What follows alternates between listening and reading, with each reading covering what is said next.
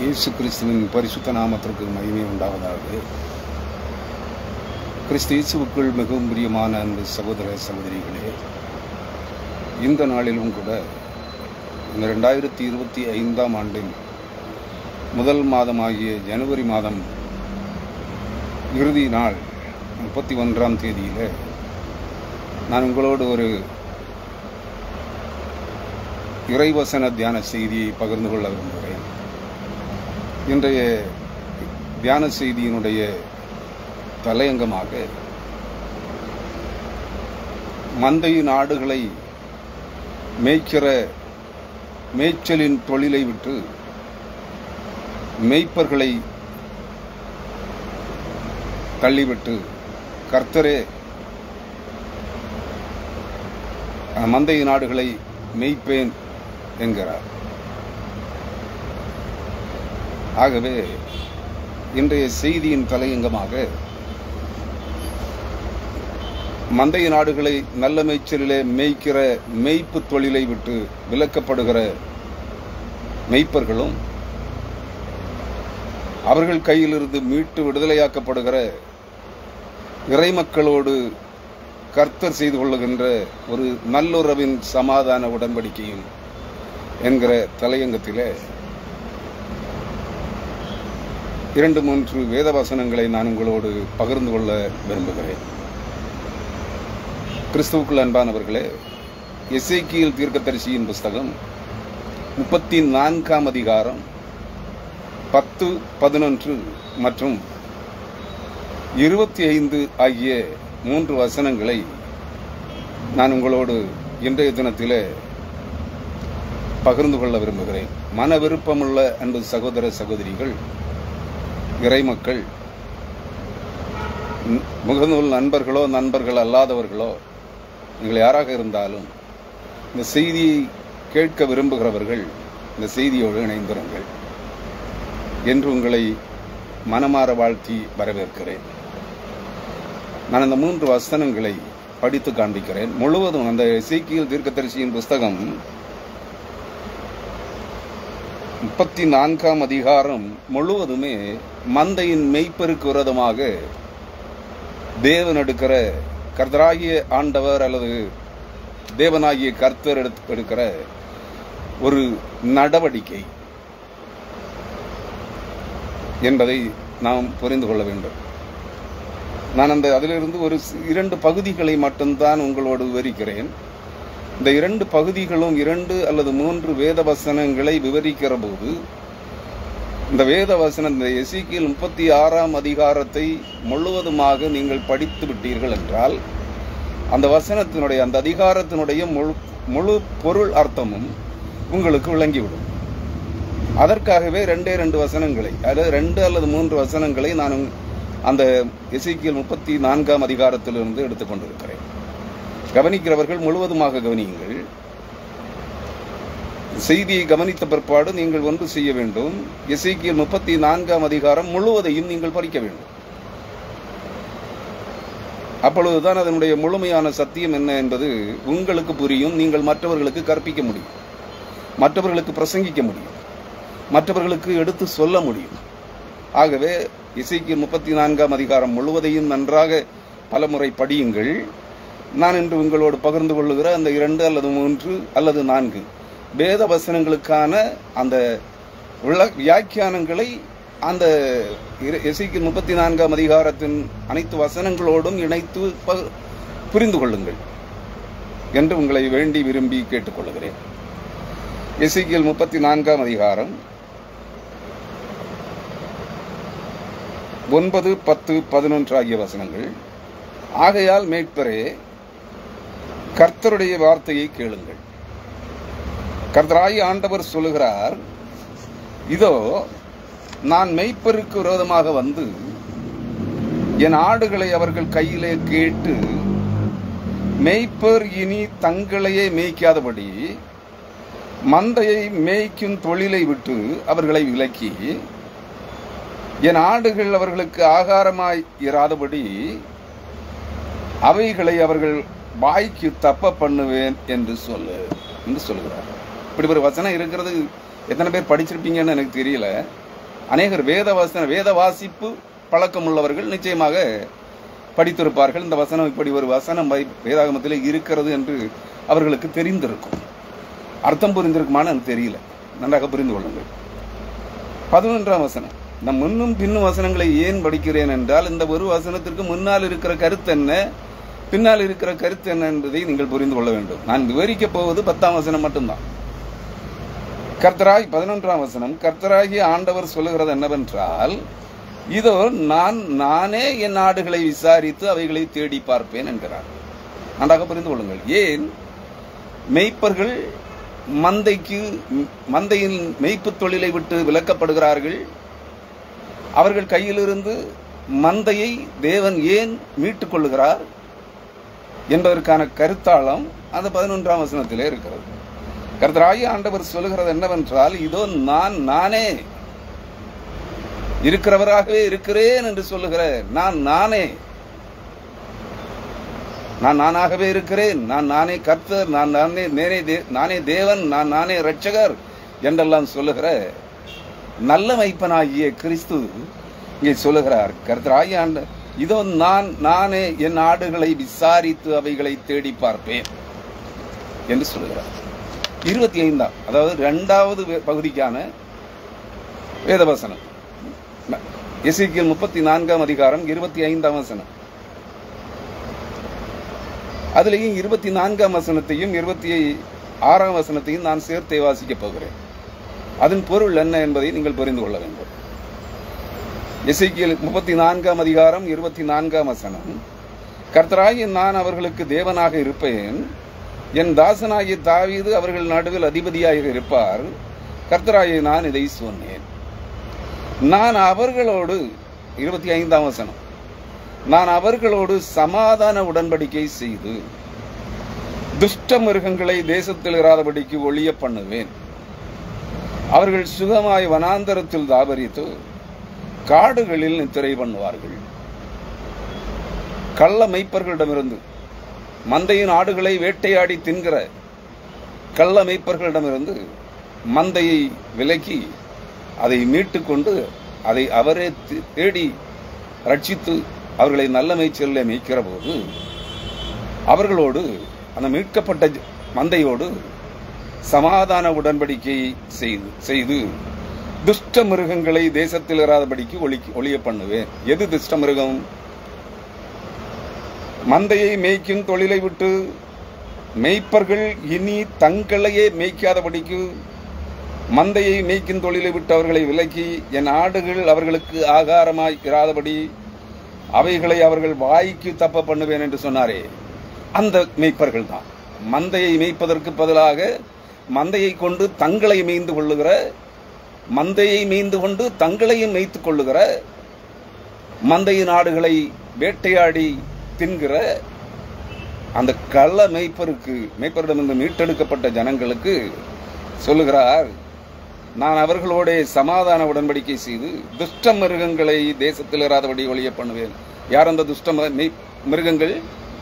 கள்ள மெய்ப்பர்கள், மந்தையின் ஆடுகளை வேட்டையாடி தின்கிற, அந்த தங்களையை மேய்த்துக் கொள்ளுகிற அந்த கள்ள மெய்ப்பர்கள்.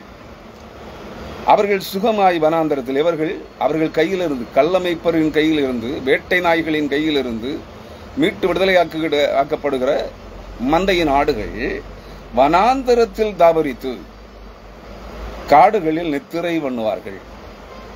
26ஆம் வசனம். நான் அவர்களையும் என் மேட்டின் சுற்றுப்புறங்களையும் ஆசீர்வாதமாக்கி ஏற்ற காலத்தில் மழையை பெய்ய பண்ணுவேன், ஆசீர்வாதமான மழை பெய்யும் என்று சொல்கிறார். இந்த சம்பவம் நிகழுகின்ற போது, அதாவது கள்ள மெய்ப்பர்களின் இன்றைக்கு இருக்கிற மெய்ப்பர்கள் என்றால் நீங்கள் பொருள் அர்த்தம் என்ன என்று புரிந்து கொள்ள வேண்டும்.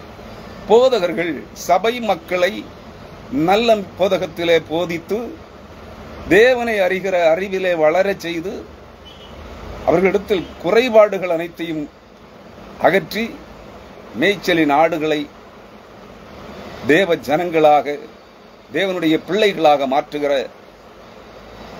அந்த நல்ல பணி முடிவடைகிற போது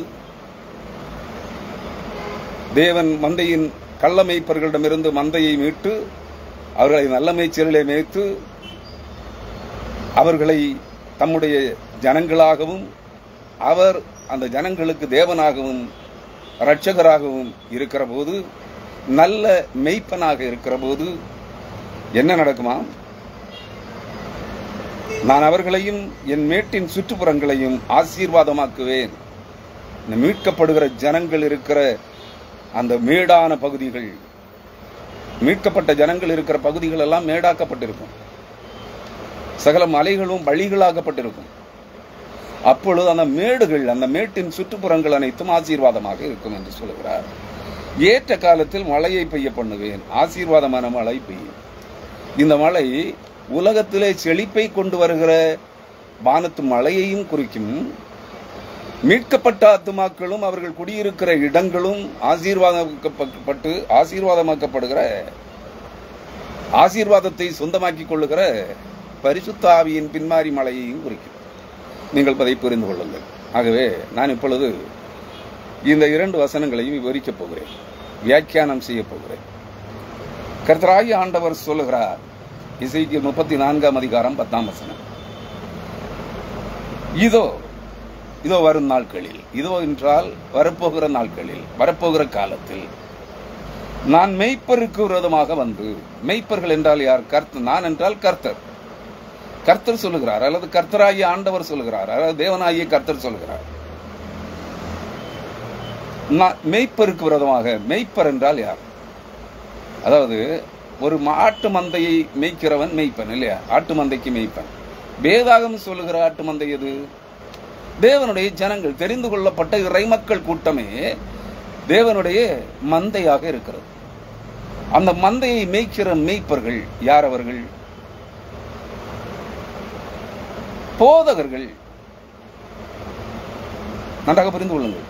அன்றைக்கு பழைய ஏற்பாட்டிலே மெய்ப்பர்கள், வேதாகமத்திலே மெய்ப்பர் என்று சொல்லப்படுகிறவர் போதகர். அதான் உங்களுக்கு புதிய ஏற்பாட்டில் உங்களுக்கு அர்த்தம் புரியும்.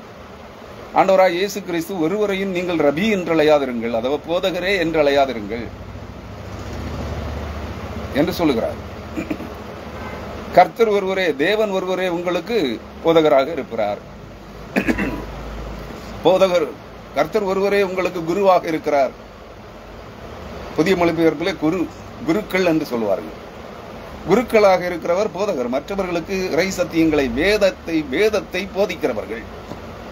வேத பாரகர்களும் வேதத்தை போதிக்கிறவர்கள் தான் மெய்ப்பர்கள். மெய்ப்பர்கள் என்றாலும் நல்ல மேய்ச்சலிலே ஆடுகளை மேய்க்கிறவன். இங்கே வேதாகமத்திலே தேவனை அறிகிற அறிவாகி இறைஞான வேதத்தை இறைமக்களுக்கு கற்றுக் கொடுக்கிறவன், போதிக்கிறவன் போதகன், மெய்ப்பன்.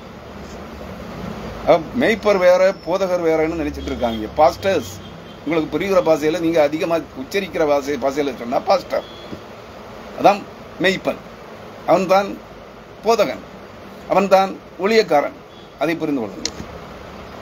அவர் சொல்லுகிறார், நான் மெய்ப்பருக்கு, போதகர்களுக்கு விரோதமாக வந்து என் ஆடுகளை அவர்கள் கையிலே கேட்டு, என் ஆடுகளை, என் ஆடுகள் என்ன? நான் தெரிந்து கொண்ட என் இறை மக்களை, என் ஜனத்தை. ஆடுகள் என்றால் நீங்கள் மேய்கிற புல்லையும் வைக்கோலையும் மேய்கிற ஆடு என்று நினைத்துக் கொள்ளாதீர்கள். மனிதர்கள், உங்களை போல என்னை போல தேவனால் தெரிந்து கொள்ளப்பட்ட தேவ ஜனங்கள். அதான் அந்த வேதாகமத்தில் ஆடுகள் என்று அர்த்தம், பொருள் சொல்லப்படுகிறது. என் ஆடுகளை அவர்கள் கையிலே, எவர்கள் கையிலே? இந்த கள்ள மெய்ப்பர்களின் கையிலே. மந்தையின் ஆடுகளை மேய்ச்சலிலே, நல்ல மேய்ச்சலிலே மேய்க்க வேண்டிய, மேய்ப்பதற்காக ஏற்படுத்தப்பட்ட மெய்ப்பர்கள் எனப்படுகிற போதகர்களிடத்திலே கேட்டு, அல்லது அவர்களுடைய அடிமைத்தனத்திலிருந்து அவர்களை கேட்டு, மெய்ப்பர் இனி தங்களையே மேய்க்காதபடி. மெய்ப்பர்களை எதற்காக, போதகர்களை எதற்கு ஏற்படுத்தினார்? ஆண்டவராகிய இயேசு கிறிஸ்துவே மெய்ப்பர், மீட்பர், அவர் இரட்சகர், அவர் ஆண்டவர், அவர் தேவன் என்று அவரை குறித்த காரியங்கள் அனைத்தையும், எல்லா டைமென்ஷன்லையும் அவரை குறித்து அவர் யார் என்பதை கற்றுக் கொடுக்க வேண்டும். இங்க யாரும் கற்றுக் கொடுப்பதில்லை. போதகருக்கும் தெரியாது இயேசு கிறிஸ்து யாருன்னு. போதகனுக்கு தெரியாது தேவன் தான் இயேசு கிறிஸ்து என்று. வேதத்தில் குழப்பமான சில வார்த்தைகள், நீ எல்லா டைமென்ஷன்லையும் அவரை கற்றுக் கொடுக்க வேண்டும். ஒருவர் தான், இயேசு ஒருவர், கிறிஸ்து ஒருவர் அல்ல. யாவே ஒருவர், யெகோவா ஒருவர், எலோஹீம் எனப்படுகிறவர் ஒருவர் அல்ல. தேவன் ஒருவரே. அவர் 3 நிலைப்பாடுகளில் தன்னை வெளிப்படுத்துகிறார். இதை புரிஞ்சுக்கிற அந்த அறிவு, இறைஞான அறிவு இன்றைய போதகர்களுக்கு இல்லை. அவன் தீர்க்கதரிசியா இருக்கட்டு, அப்பாத்தவாளனா இருக்கட்டு, இல்ல அவன் பரிசுத்தாவியில பொங்கி வழிகிறவனா இருக்கட்டு, இல்ல ஏன்னா பரிசுத்தாவி இவர்களிடத்தில், ஏன்னா இவங்களுக்கு பரிசுத்தாவியானவர் யார் என்று தெரியவில்லை. தேவன் யார் என்று தெரியாதவனுக்கு எப்படி பரிசுத்தாவியானவர் யார் என்று தெரியும்? சத்தியாவியானவர் யார் என்று தெரியும்? நீங்கள் அதை புரிந்து கொள்ள வேண்டும். நான் இதுக்குள்ள போகல, இந்த வசனத்துக்குள்ளே நின்றலாம்னு நினைக்கிறேன். என்ன சொல்லுகிறார்? அவர்கள் தங்களையே மேய்க்காதபடிக்கு, மேய்ப்பர்கள் அதாவது போதகர்கள் இனி தங்களையே மேய்க்காதபடிக்கு, மந்தையை மேய்க்கும் தொழிலை விட்டு தேவ ஜனங்களை நல்வழியிலே நடத்துகிற, ஜீவ பாதையிலே நடத்துகிற, நல்ல மேய்ச்சல் உள்ள புல்லுள்ள வெளிகளிலே தேவனை அறிகிற அறிவாயி இறைஞான வெளிச்சத்திலே நடத்துகிற அந்த தொழிலை விட்டு. இது தொழில். ஏன்னா நீங்கள் அதை புரிந்து கொள்ள வேண்டும். தொழில் செய்கிறவனுக்கு லாபம் வேணும் தானே. அவனுக்கு இந்த வேதாகம மெய்ப்பர் தொழிலுக்கு இவனுக்கு முடக்கு முதல் ஒன்றும் இல்லை. கேபிட்டல் ஒரு அந்த முடக்கு தொகை, ஒரு தொழிலை தொடங்கணும்னா அதுக்கு பல லட்சங்கள் தேவைப்படும் இல்லையா, பல ஆயிரங்கள் தேவைப்படும். இவங்க யாரும் எந்த பணத்தையும் தங்கள் சொந்த பணத்தை செலவு பண்ணி மீட்பின் தொழிலை, ரட்சிப்பின் ஊழியங்களை செய்யவில்லை. நீங்கள் அதை நன்றாக நினைந்து கொள்ள வேண்டும். தொழில் செய்கிறவனுக்கு தன் சொந்த பணத்தை செலவழித்து தான் தொழில் தொடங்க முடியும் இல்லையா?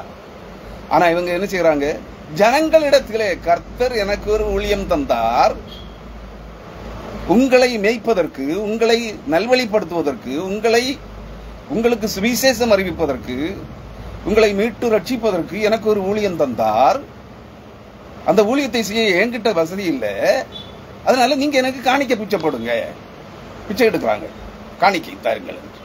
உங்கள் பணத்தை வாங்கி உங்களையே மேய்க்கிறார்கள், தங்களை மேய்க்கிறார்கள், தங்கள் வாழ்வை வளப்படுத்திக் கொள்ளுகிறார்கள். உங்களை நரக குழியிலே, இருட்டிலே வைத்திருக்கிறார்கள். நித்திய ஜீவனாகிய ஜீவ வெளிச்சத்தினிடத்திற்கு உங்களை வழிநடத்தவில்லை. உங்களை இருளிலே கட்டி வைத்திருக்கிறார்கள். உங்களிடமிருந்து பெற்றுக் கொள்ளுகிற காணிக்கைகளினாலே தங்களை வளப்படுத்திக் கொள்ளுகிறார்கள், தங்கள் ஆசீர்வாதங்களை பெருக்கிக் கொள்ளுகிறார்கள், தங்கள் தொழிலை அபிவிருத்தி செய்கிறார்கள். அதாவது எந்த தொழில்? வியாபார தொழிலாகிய ஊழியம், ஜபிக்கிற ஊழியம், நற்செய்தி அறிவிக்கிற ஊழியம், ஜனங்களுக்கு சுவிசேஷம் சொல்லுகிற ஊழியம், குறி சொல்லுகிற ஊழியம், தீர்க்க தரிசன ஊழியம், இப்படி பல விதங்களிலே குணமாக்குகிற ஊழியம், பேய் விரட்டுகிற ஊழியம், கட்டுகிற ஊழியம், கட்டவிழ்க்கிற ஊழியம், இப்படின்னு பல தன்மைகளிலே, பல கோணங்களிலே தங்களுடைய தொழிலை, இந்த ஊழிய தொழிலை விரிவுபடுத்திக் கொள்ளுகிறார்கள். இதற்காக உங்கள் காணிக்கை தேவைப்படுகிறது.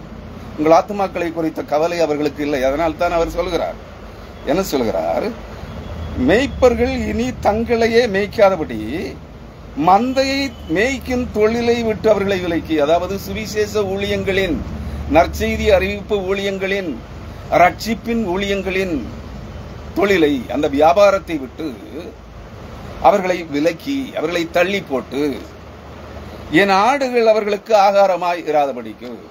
இங்கு புதிய ஒரு வார்த்தையை சொல்லுகிறார். நான் உங்களுக்கு என்ன சொன்னேன்?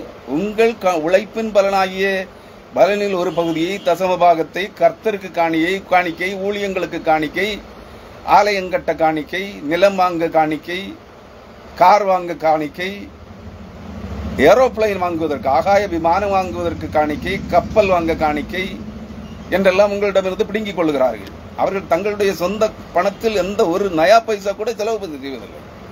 இங்கே இன்னொரு வார்த்தை அங்கே சொல்லப்படுகிறது. கர்த்தராகிய ஆண்டவர் சொல்லுகிறார், என் நாடுகள் அவர்களுக்கு ஆகாரமாயிராதபடிக்கு. அதாவது மந்தையை மேய்க்கிற மேய்ப்பர்களே ஓநாய்களாக, வேட்டை நாய்களாக மாறி மந்தையின் ஆடுகளை தின்று தீர்க்கிறார்கள். உங்களுக்கு தெரியும் என்னது? கொளுத்த பெண்ணாடுகளை. திருமணமானவளா, 4 பிள்ளைவளா, கன்னி பெண்ணா, திருமணம் ஆகாதவளா, சின்ன பிள்ளையா, இதெல்லாம் அவங்களுக்கு கவலையே கிடையாது. அது பார்வைக்கு இன்பமாக, ரசனையாக, கொழுப்பாக, கொளுத்த சரீரத்தோடு இருந்தால், அழகாக இருந்தால் அதை சீர்கெடுக்கிறார்கள், வேட்டையாடுகிறார்கள், தங்கள் படுக்கைக்கு அழைக்கிறார்கள். அவைகளை தங்கள் ஆகாரமாக, ஆடுகளை வேட்டையாடுகிற ஓநாய்கள், வேட்டை நாய்களைப் போல, நரிகளைப் போல இவர்கள் அந்த பெண்களை, சபையின் இறை மக்களை, பெண் மக்களை அவர்கள் வேட்டையாடுகிறார்கள், கற்பழிக்கிறார்கள், தங்கள் படுக்கைக்கு அழைக்கிறார்கள், அவற்றை சீரழிக்கிறார்கள். பாவத்தில் உச்சகட்ட பாவமாகிய அவர்கள் ஆத்மாவை கெடுக்கிற, தீட்டுப்படுத்துகிற இந்த காம இச்சையின் விபச்சார இச்சைக்கு அவர்களை தங்களுடைய விபச்சார இச்சைக்கு தீனியாக்குகிறார்கள், ஆகாரமாக்குகிறார்கள் என்று சொல்லுகிறார். நான் சொல்லலங்க, கர்த்தராகிய ஆண்டவர் எசேக்கியேல் தீர்க்கதரிசியின் மூலமாய் எசேக்கியேல் 34ஆம் அதிகாரம் 10ஆம் வசனத்திலே கூறி அறிவித்திருக்கிறார். அதை உங்களுக்கு புரியும்படியாக விளக்குகிறேன். அவ்வளவுதான். இதுல என்னுடைய பங்கு ஒன்றும் இல்லை. நீங்கள் அதை புரிந்து கொள்ள வேண்டும். அவர்களுக்கு ஆகாரமாக இராதபடிக்கு அவைகளை அவர்கள் வாய்க்கு தப்ப பண்ணுவேன் என்று சொல்லு. திருச்சபைகளின், சபைகளின், கிறிஸ்தவ சபைகளின் இறைமக்கள் கூட்டத்தை இந்த வேட்டை நாய்களும், பட்சிக்கிற ஓநாய்களும், கர்ச்சிக்கிற சிங்கங்களுமாயிருக்கிற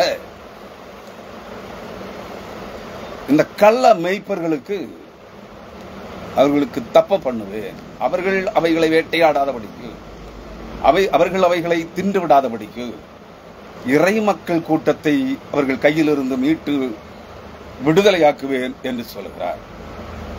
கர்த்தராகி ஆண்டவர் சொல்லுகிறது என்னவென்றால் 11ஆம் வசனம், அதே கர்த்தராகி ஆண்டவர் இந்த கள்ள மேய்ப்பர்கள், கள்ள தீர்க்கதரிசிகள், கள்ள அப்பாத்தோலர்கள், கள்ள ஊழியக்காரர்கள், கள்ள ஊழியக்காரிகள் இவர்களுடைய கைக்கு நீங்களாக்கி மீட்டு விடுதலையாக்குகிற அந்த ஜனக்கூட்டத்தை, அந்த ஆட்டு மந்தையை, ஏன்னா நீங்க ஆட்டு மந்தையை போலதான் இன்றைக்கு கிறிஸ்தவர்கள் இருக்கிறார்கள்.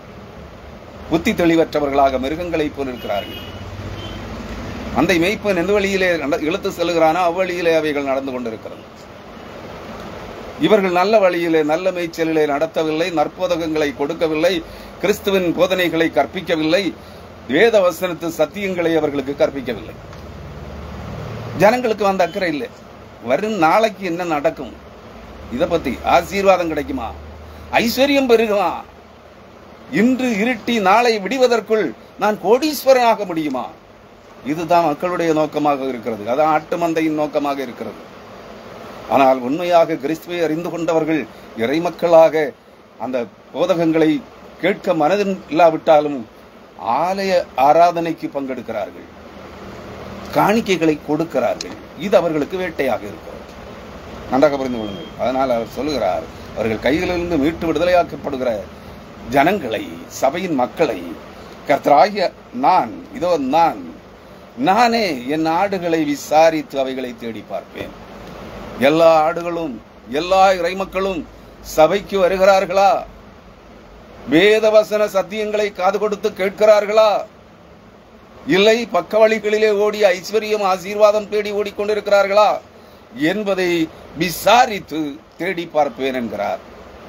நன்றாக புரிந்து கொள்ளுங்கள். இன்று காணிக்க கொடுத்து, வாராவாரம் காணிக்க கொடுத்து கொண்டிருந்தவன் ஒரு நாள் வரவில்லைன்னா தேடி போயிடுவான். புரியுதா? வாரம் அவங்களுக்கு காணிக்க கொடுக்கிறவன் சபைக்கு வரலன்னா, ஒரு நாள் வரலன்னா, இந்த கள்ள போதகர்கள், கள்ள காணிக்கை பிச்சை எடுக்கிறவர்கள், கள்ள குறி சொல்லுகிறவர்கள் அந்த வீட்டுக்கு தேடி போயிடுவான். எதுக்கு? ஒரு நாள் வருமானம் போயிடுச்சு, அதனால தேடி போவான். அல்லது காணிக்கை கூடாது இருக்கிற, எங்களால் இயன்றதை மட்டும் கொடுக்கிற ஏழைகள், ஏழை விசுவாசிகளுடைய வீடுகளிலே அவர்கள் மாத கணக்கிலே வியாதி படுக்கையில் இருந்தா கூட ஏன்னு கேட்க போக மாட்டானுங்க. ஏன் காணிக்க கிடைக்காது? புரியுதா? இதான் நரிகள், உங்கள் ஊழியக்காரர்களும், உங்களை நடத்துகிற போதகர்களும், உங்கள் மெய்ப்பர்களும், உங்கள் தீர்க்கதரிசிகளும், உங்கள் பிரசங்கியார்களும் நரிகளாக இருக்கிறார்கள், ஓநாய்களாக இருக்கிறார்கள், ஆடுகளை வேட்டையாடுகிற ஓநாய்களாக இருக்கிறார்கள். புரிந்து கொள்ளுங்கள். ஆனால் அவர்கள் கையிலிருந்து தேவன் உங்களை, சபை மக்களை அவர்கள் கையிலிருந்து மீட்டு விடுதலையாக்கி போது அவர் தானே, நானே என் ஜனங்களை, என் ஆடுகளை விசாரித்து அவைகளை தேடி பார்ப்பேன் என்று சொல்லுகிறார். காணாமல் போன ஆட்டை தேடி வந்த மெய்ப்பன் உன்னையும் என்னையும் நிச்சயமாக தேடி வருவார்.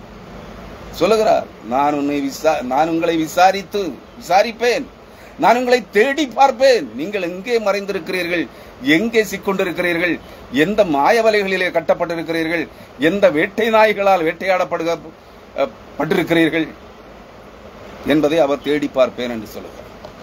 நான் அடுத்த பகுதிக்கு வருகிறேன்.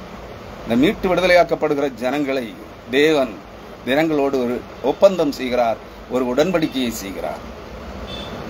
அவர் சொல்லுகிறார் இன்னும் ஒரு இடத்திலே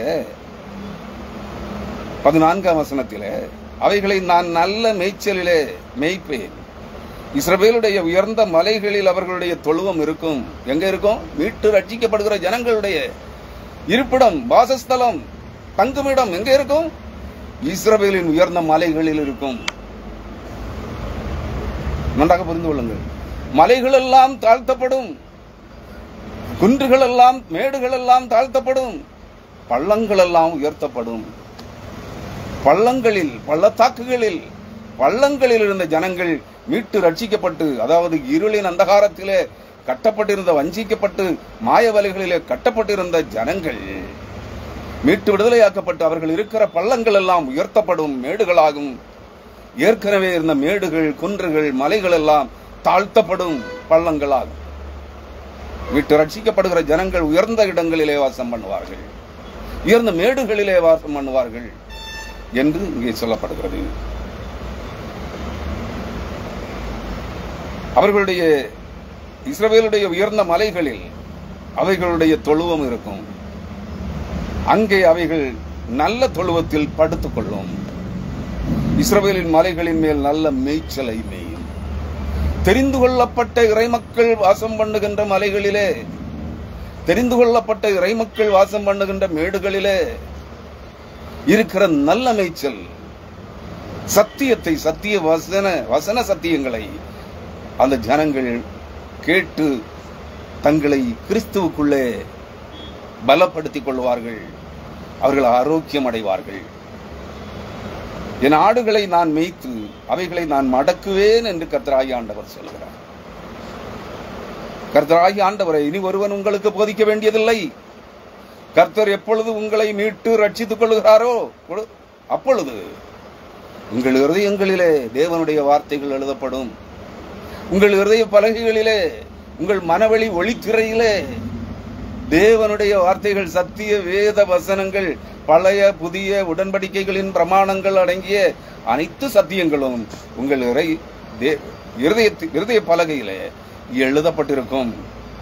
பரிசுத்த ஆவியானவரே உங்களை மேய்க்கிற நல்ல மேய்ப்பனாக இருப்பார். மரித்து உயிர்த்தெழுந்த இயேசு கிறிஸ்துவின் ஆவியானவராகிய சத்திய ஆவியானவரே உங்களை நல்ல மேய்ச்சலிலே மேய்த்து மடக்குகிற தேவனாக, பரிசுத்த ஆவியாகிய தேவனாக இருப்பார் என்று சொல்லுகிறார். 16ஆம் வசனத்திலே சொல்லுகிறார், நான் காணாமல் போனதை தேடி துரத்துண்டதை திரும்ப கொண்டு வந்து, எலும்பு முறிந்ததை காயங்கட்டி, நசல் கொண்டதை திடப்படுத்துவேன். நியாயத்துக்கு தக்கதாய் அவர்களை மேய்த்து புஷ்டியும் பலமும் உள்ளவைகளை அழிப்பேன். மந்தையின் ஆடுகளை கெடுக்கிற, வேட்டையாடுகிற வேட்டை நாய்களை, பலமும் புஷ்டியும் கொண்ட கொழுத்த ஆடுகளை நான் அழிப்பேன். அதாவது மற்றவைகளை சீர்கெடுக்கிற, மற்றவைகளை முட்டி மோதி துரத்துகிற, தள்ளிவிடுகிற கொழுத்தவைகளை நான் அழிப்பேன். இன்றைய கொழுத்து போன கிறிஸ்தவர்கள்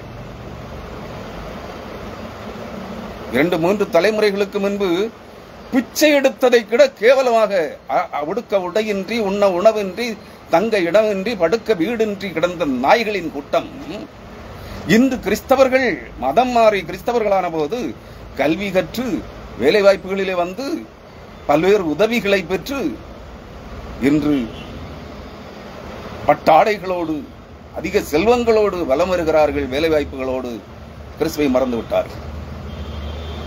இப்படிப்பட்ட கொழுத்து போய் பக்தி வேடம் தரித்து தேவாலயங்களிலே முன்வரிசையிலே அமர்கின்ற அந்த வேடதாரி கிறிஸ்தவர்களை, அவர்களை நடத்துகிற வேட்டை நாய்களாகிய இந்த கள்ள மெய்ப்பர்களை, கள்ள போதகர்களை, கள்ள தீர்க்கதரிசிகளை, அவர்களுக்கு மட்டுமே, அவர்கள் சொல்வதை மட்டுமே கேட்கிற, தேவனுடைய வார்த்தைகளுக்கு செவி கொடுக்காமல் இந்த சபை தலைவர்கள், திருடர்களின் கூட்டம் சொல்லுகிறதை காது கொடுத்து கேட்டு அதற்கு செவி கொடுத்து அடிபணிந்து நடக்கிற இந்த கள்ள போதகர்களின் கூட்டம் அழிக்கப்படும் என்று சொல்லுகிறார்.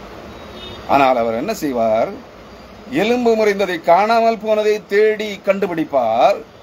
துரத்துண்டதை, சபைகளை விட்டு வெளியேற்றப்பட்டு தள்ளப்பட்டவைகளை, துரத்தப்பட்டவைகளை மீட்டு விடுதலையாக்குவார். திரும்ப கொண்டு வருவார்.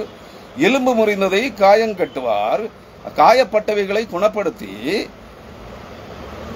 நசல் கொண்டவைகளை, பலவீனமாயிருக்கிறவைகளை பலப்படுத்தி, நியாயத்துக்கு தக்கதாய், அவரவர் செய்த செயல்களுக்கு தக்க நியாயத்துக்கு தக்கதாய் அவர்களை மேய்த்து, அவர்களுக்கு போதித்து, அவர்களை நல்ல போதனையிலே, தேவனை அறிகிற அறிவிலே போதித்து வளர்த்தி, அவர்களுக்கு எதிராக தங்கள் முஷ்டியை உயர்த்துகிறவர்களை, அவர்களை முட்டி மோதுகிறவர்களை அழிப்பேன் என்று சொல்லுகிறார். அப்படி மேய்க்கிற அவர் சொல்லுகிறார். 23ஆம் வசனத்திலே சொல்லுகிறார், அவர்களை மேய்க்கும்படி என் தாசனாகிய தாவீது எனும் ஒரே மேய்ப்பனை நான் அவர்கள் மேல் விசாரிப்பாயிருக்க ஏற்படுத்துவேன். இந்த இடம் கொஞ்சம் முன்னுக்கு பின் முரணாக காணப்படுவது போல் தோன்றுகிறது இல்லையா? கிறிஸ்துவுக்குள் அருமையானவர்களே, தாவீது ஆடு மேய்க்கிறவனாக இருந்தான். தாவீது அரசன் அவனை அழைத்து வந்து ஜனங்களை மேய்க்கிறவனாக, இஸ்ரவேல் தெரிந்து கொள்ளப்பட்ட இறை மக்களை ஆளுகிற மேய்ப்பனாக, ஆட்சி செய்கிற, நல்வழிப்படுத்தி ஆட்சி செய்கிற ஒரே தலைவனின் கீழே ஆட்சி செய்கிறவனாக தாவீது என்பவனை தெரிந்தெடுத்தார். நல்ல மேய்ப்பனாக அவன் மேய்த்த அவ்வளவு காலமும் இஸ்ரவேல் தேசம் ஒன்றாக இருந்தது, ஒரே கட்டுக்கோப்பாக இருந்தது. பிற்பாடு சாலமோன், தாவீதினுடைய மகன் சாலமோனின் காலத்திலும் இஸ்ரவேலின் 12 கோத்திரங்களும் ஒன்றாகவே இருந்தது, ஒரே ராஜ்யமாக இருந்தது இஸ்ரவேல் ராஜ்யம். ஆனால் சாலமோன் அரசனுடைய மகனின் காலத்திலே, எரோபயாமின் காலத்திலே அல்லது ரெகோபயாமின் காலத்திலே, அந்த பேர்ல ஒரு சின்ன இடர்ல இருக்கு. சாலமோனின் மகன் அரசனான போது அந்த ராஜ்யம் 2ஆக பிளந்து போயிற்று. உங்களுக்கு தெரியும் அந்த வரலாறு. ஆனால் அதனால் அவர் அந்த தாவீதை இங்கே திரும்ப கொண்டு வருகிறார். தாவீது காலத்திலே இருப்பான். வேதத்திலே நீங்கள் தேடி பார்க்க வேண்டும். இந்த 34ஆம் அதிகாரம் மட்டுமல்ல, வேற சில அதிகாரங்களையும் இருக்கு. நோவா, யோபு, தானியேல், தாவீது, இந்த 4 பேரையும் குறித்த வேத வசனங்கள், இவர்கள் இன்னும் கடைசி நாட்களிலே மீட்பின் காலத்திலே உயிரோடு இருப்பார்கள். தானியேல் புஸ்தகத்திலே 13ஆம் அதிகாரம் கடைசி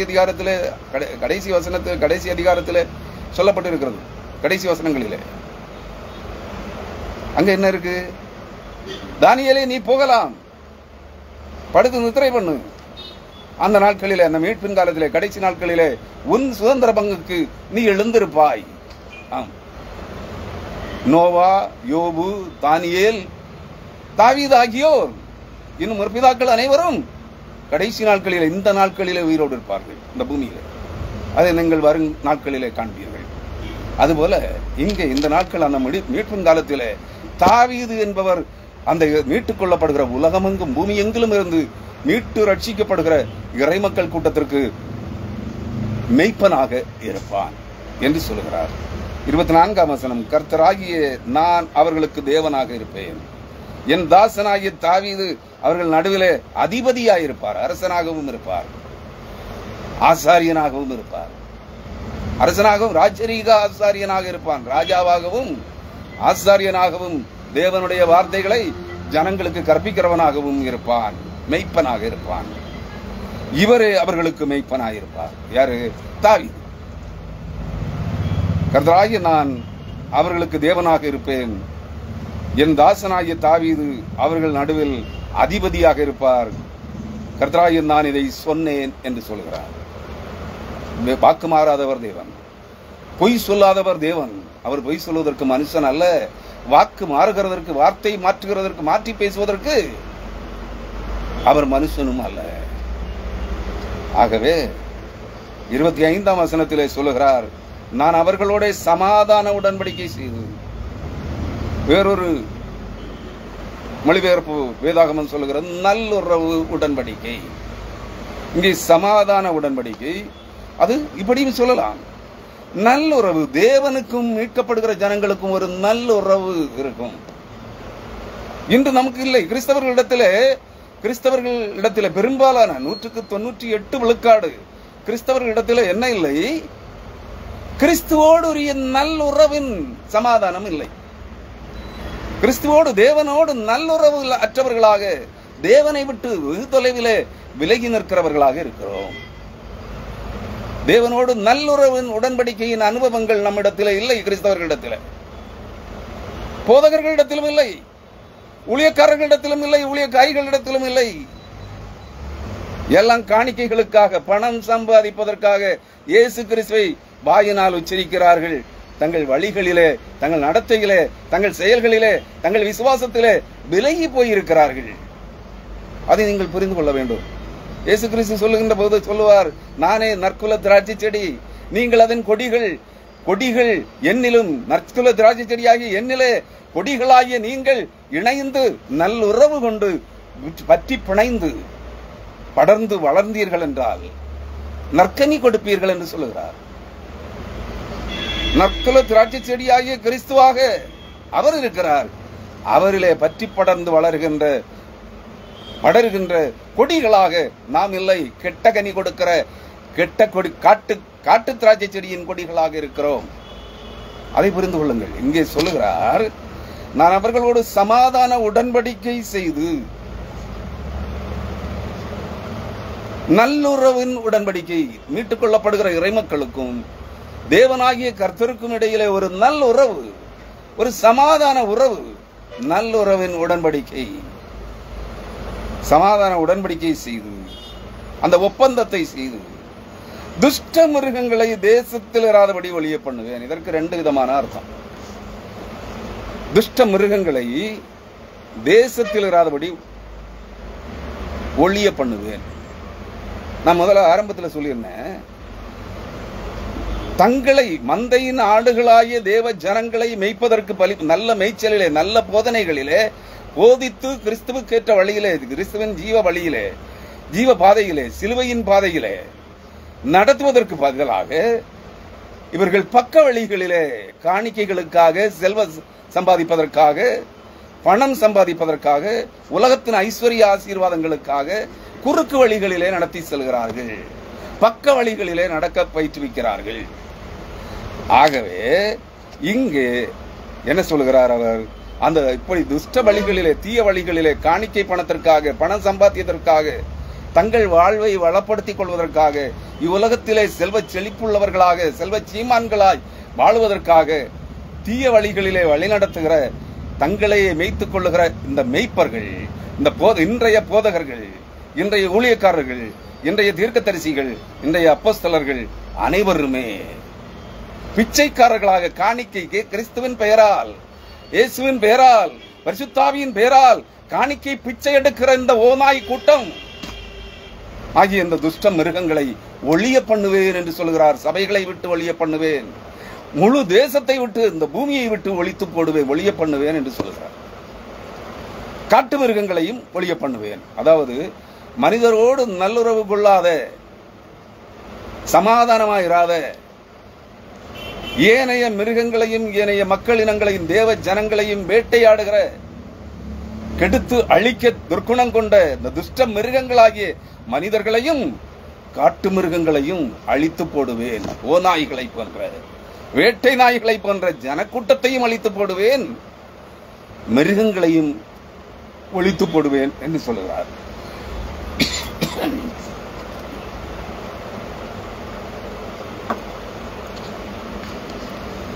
அவர்கள் ஏகமாய், அவர்கள் சுகமாய், ஏகமாய் இல்ல சுகமாய், எவர்கள் சகல சபைகளிலும் மாயவலைகளிலே அந்நிய பாஷையினும் பொய்யிலே குறி சொல்லுகிற அசுத்தாவிகளிடத்திலே எங்க இருக்குன்னு கேக்குறீங்களா?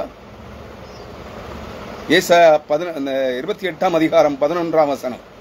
பரியாச உதடுகளினாலும் அந்நிய பாஷையினாலும் இந்த ஜனத்தோடு பேசுவார், ஆனாலும் அவர்கள் அதன் பொருளை அறிய மாட்டார்கள், உணர மாட்டார்கள். இந்த பரியாச உதடுகளின் ஆவிகள் பேசுகிற அந்நிய பாஷை பொய்.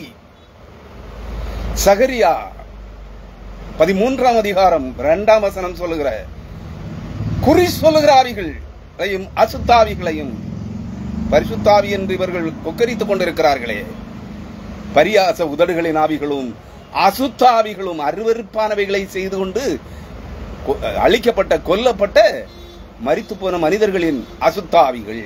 அருவருப்பானவைகளை செய்கிறதெல்லாம் அசுத்தம் தானே. அசுத்தாவிகளையும் குறி சொல்லுகிற ஆவிகளையும் இந்த பூமியை விட்டு, தேவ ஜனங்களை விட்டு அகற்றுவேன், விரட்டுவேன் என்று சொல்லுகிறார். படிக்கணுமா? சகரியா 13ஆம் அதிகாரம் வசனம் இருக்குங்கிறத உங்களுக்கு காட்டின, அந்நிய பாஷையை பத்தின வசனம் உங்களுக்கு தெரியும். அதனால அது 28ஆம் அதிகாரத்திலும் 1 கொரிந்தியர் 14ஆம் அதிகாரத்திலும் இருக்குன்னு உங்களுக்கு தெரியும். இந்த வசனத்தை உங்க ஒருவேளை கேட்டிருக்க மாட்டீங்க.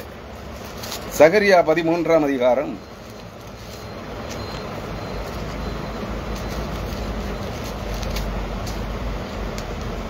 2ஆம் வசனம். அந்நாளிலே, அதாவது தேவன் தம்முடைய ஜனங்களை இந்த கள்ள தீர்க்கதரிசிகள், கள்ள போதகர்கள், கள்ள அப்போஸ்தலர்கள், கள்ள ஊழியக்காரர்கள் மாய மறைவிடங்களிலிருந்து, அதாவது சபைகள் மறைவிடங்களிலிருந்து, அந்த மாய வலைகளிலிருந்து அவர்களை மீட்டு விடுதலையாக்கிவிட்டு, அவர்களை கேட்டு வாங்கிவிட்டு, அவர்களை, அந்த கள்ளர்களை, கள்ள மைப்பர்களை அழித்து போடுகிற போது, மேய்ச்சலை விட்டு, மந்தை நாடுகளை மேய்க்கிற தொழிலை விட்டு, இந்த சுவிசேஷ ஊழிய வியாபாரங்களை விட்டு, இது தொழில், அவர்களுக்கு ஆதாய தொழில், இந்த ஆதாய தொழிலை விட்டவர்களை விலக்கி வைக்கிற போது, அந்த நாளிலே நான் விக்கிரகங்களின் பேரும் தேசத்தில் இராதபடி அழிப்பேன்.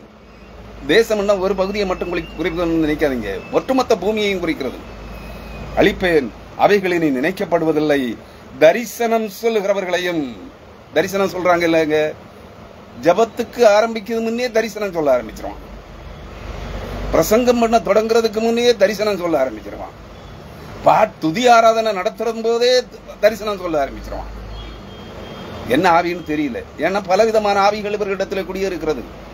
பரியாசோதர்களின் ஆவிகள், அந்நிய பாஷைகளின் ஆவிகள், அசுத்த ஆவிகள், வேசி வழி தப்பி தெரியப்படுகிற வேசித்தன ஆவிகள், பொய்யின் ஆவிகள், குறி சொல்லுகிற ஆவிகள், இவைகளெல்லாம் இவர்களிடத்திலே கூடியிருக்கிறது.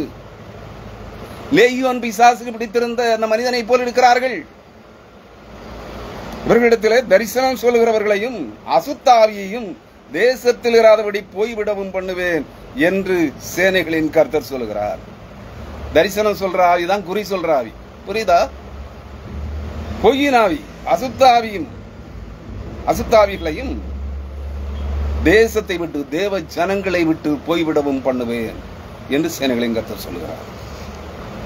கிறிஸ்துவுக்குள் அருமையானவர்களே, இதெல்லாம் ஒரு நாள் தான், இன்னும் கொஞ்ச நாள் தான்.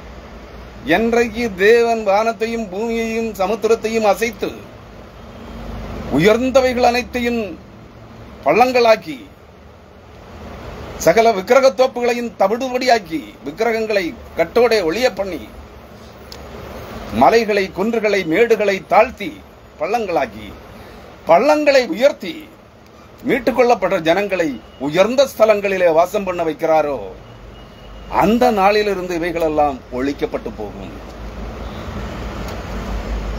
அவர் சொல்லுகிறார், நான் அவர்களோடு, அப்பொழுது அவர்களோடு நான் சமாதான உடன்படிக்கை செய்து துஷ்ட மிருகங்களை தேசத்தில் இராதபடிக்கு ஒழிய பண்ணுவேன். துஷ்ட மிருகங்கள் காட்டு மிருகங்களில் மனிதனை வேட்டையாடுகிற மிருகங்களாகவும் இருக்கலாம், சபைகளில் மனிதர்களாகவே இருந்து வேட்டை நாய்களாயும் ஓநாய்களாயும் கர்ச்சிக்கிற சிங்கங்களாயும் பட்சிக்கிற ஓநாய்களாயும் இருக்கிற துஷ்ட மிருகங்களாகிய ஊழியர்களாகவும் இருக்கலாம். இவர்களை ஒழிய பண்ணுவேன் என்று சொல்கிறார். அந்நாட்களிலே மீட்டுக் கொள்ளப்படுகிற ஜனங்கள் அவர்கள் சுகமாய் வனாந்தரத்தில் தாவரித்து காடுகளில் நித்திரை பண்ணுவார்கள். அங்கே அவர்களை காடுகள்ல போய் படுத்திருந்தாலும் இங்க வசனம் என்ன சொல்லுது? உயர்ந்த சுகமாய் வனாந்தரத்தில் தாபரித்து. இந்த வனாந்தரம் என்று சொல்லப்படுவது மத்திய கிழக்கு ஆசியாவை குறிக்கிறது. யாக்கோபுக்கும் இஸ்ரவேலுக்கும் காணி பூமியாக கொடுத்த வனாந்தரம் சீன் வனாந்தரம், அரபி பாலைவனம், அரேபிய பாலைவனங்கள், அதான் வனாந்தரங்கள். பெரிய சமுத்திரம், மத்திய தரைக்கடல் முதல் நைல் நதி வரை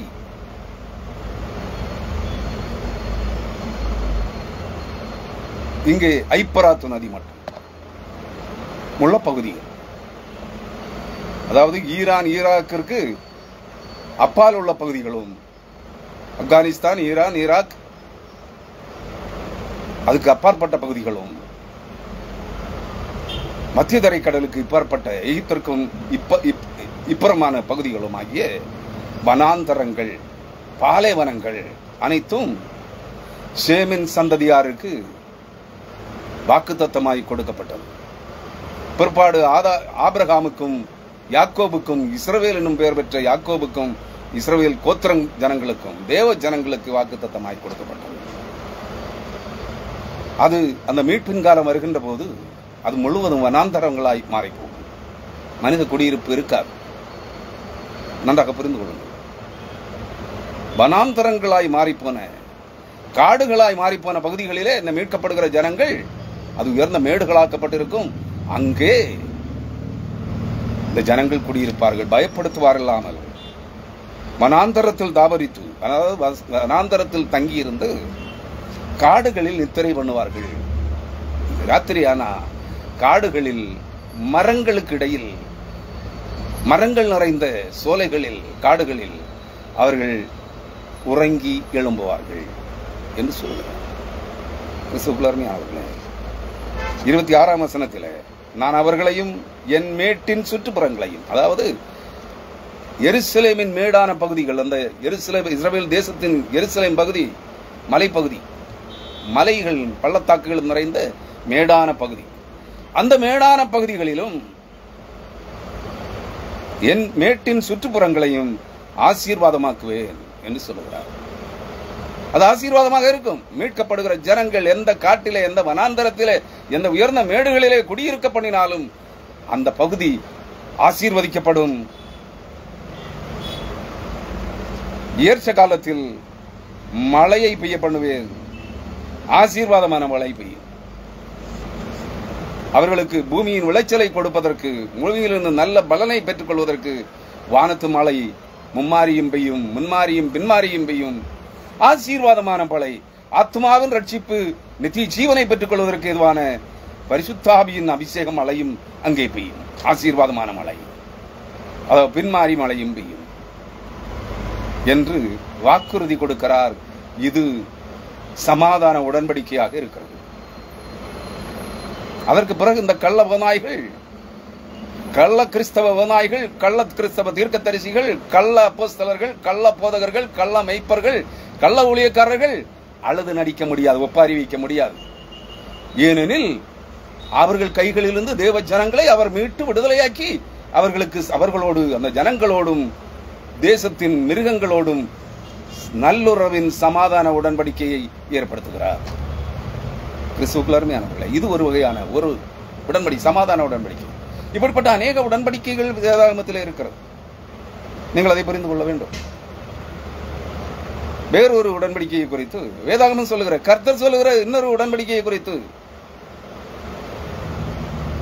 அவர் இஸ்ரவேலின் கோத்திரங்களை எழுப்ப போகிறார். பூமி எங்கிலும் இருக்கிற சிதறடிக்கப்பட்ட சகல தேவ ஜனங்களையும் மீட்டு ரட்சிப்பதற்காக அவர் இன்னொரு உடன்படிக்கையை செய்கிறார். அந்த உடன்படிக்கையை குறித்து அடுத்த செய்தியில வருகிற திங்களன்று நான் உங்களோடு அந்த செய்தியை பகிர்ந்து கொள்ளலாம் என்று விரும்புகிறேன். வேதாகமத்திலே வெறும் 2 உடன்படிக்கைகள் அல்ல. நான் சில உடன்படிக்கைகளை ஏற்கனவே பேசியிருக்கிறேன்.